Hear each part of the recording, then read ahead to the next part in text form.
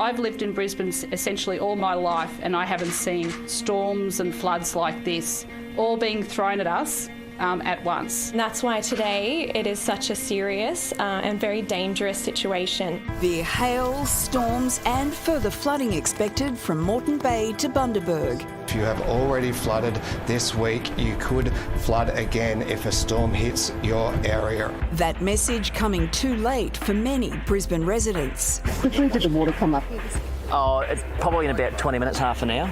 It was just insane. It was nuts. I just feel sorry for all these buggers who cleaned up yesterday. All that work yesterday they have to redo. Warned against returning to low-lying areas, some are taking the uncertainty in their stride. The most help you can do is actually just make food for us spare some toilet paper. Further up the Brisbane River in Bundamba, almost unimaginable destruction. I'm lost on words. Yeah. Heartbreaking. After surviving the 2011 floods, Daryl and Jenny have found themselves picking up the pieces again. I have my days. Yep. It's just a lot of hard work. Chemo going through my guts and everything. He can't do a thing. I can't do a thing. And he's a very hard working. I don't know how people mentally get over this. This is the second time this has happened here. In Lismore and Ballina to the south, receding floodwaters revealed the scale of the devastation. As the clean-up began, the community spirit shone through. Someone amazing came and left food on the post for us, pikelets and a big tray of fried rice, so we can eat tonight. I think I would have about 5% of my stuff left over at the end, but yeah, it's just stuff.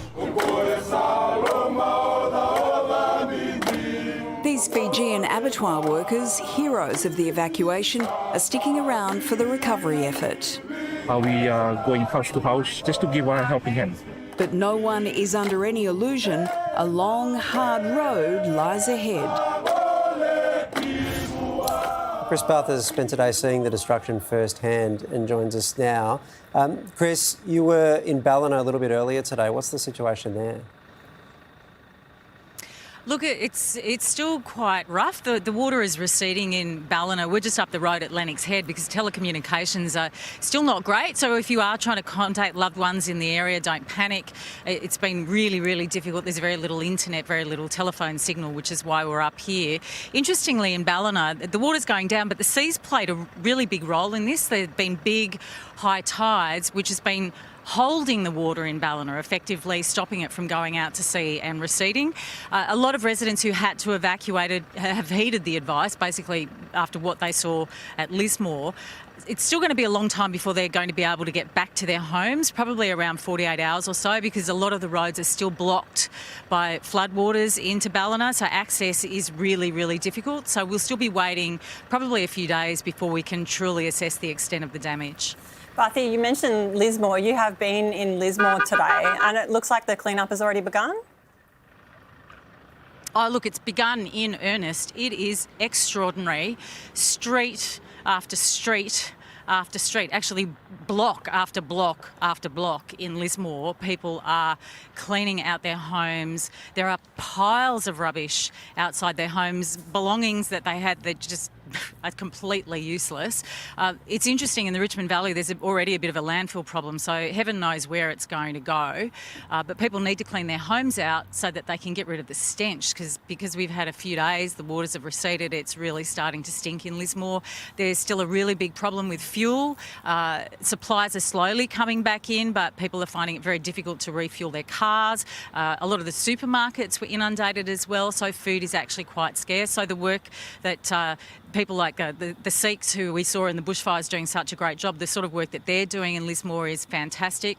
But it is still very, very difficult in Lismore, and the clean-up is not going to take weeks, it's going to take months. It's hard enough to get local councils to fix roads at the best of times. You should see the potholes in the roads and what the water has done to them. They are a disaster. You wonder, Chris, how much people can take. There's obviously a good community spirit going on with people supporting each other, but how do you feel people are coping in the area? Look, there is a lot of community spirit. It's like a lot of these things, you know. I think there's almost an adrenaline rush from what we saw in the bushfires and in disaster zones like the floods.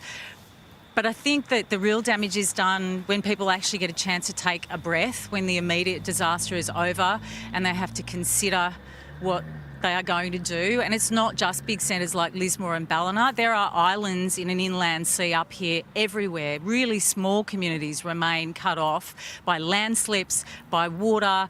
And I think it's when the reality of that sets in and when people realise how long the road back is going to be when they actually need the most help, and is going to be when we actually need to go back and focus on these communities and find out how we can give them a helping hand. So well said, Chris. Thanks so much for speaking with us tonight. Thank you. Those mud armies are going to have to move in any time soon. But when you look at the front of those houses, you know, it just looks like rubbish tips, and you forget that these are the things that are people's lives. That's how they got through every day, and it's just all rubbish now. They're going to need so much help, and we've got to be there for them. We can't just let the caravan move on. Yeah. We've all got to do our bit. You're absolutely right. I mean, I imagine there's a lot of head down getting through it right now, but you're right. That'll